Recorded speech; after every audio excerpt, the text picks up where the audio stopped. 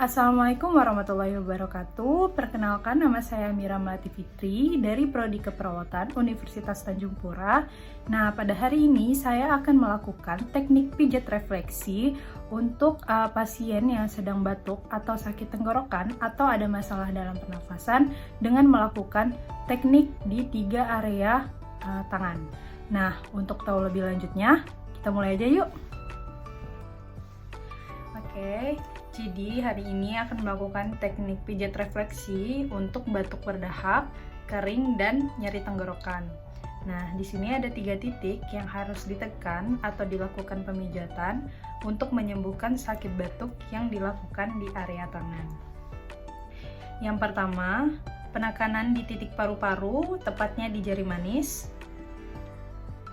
lalu di area bagian atas. Kenapa di sini? Karena jari manis bagian atas merupakan titik untuk paru-paru. Nah, lakukan penekanan seperti ini 3-5 menit. Jika pasien sedang batuk atau sedikit ada masalah di area pernafasan atau flu, bisa dilakukan penekanan atau pemijatan ini. Jika merasakan sakit atau gatal di tenggorokan, tetap dilanjutkan pijatannya 3-5 menit. Seperti ini.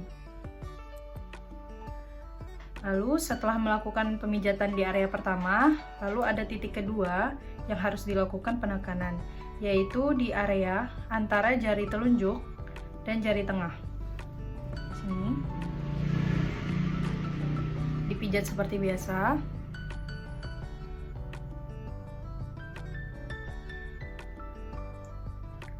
Dengan melakukan penekanan di area tersebut, maka sakit flu dan sakit batuk terutama akan sedikit reda, bahkan bisa sembuh tanpa mengkonsumsi obat.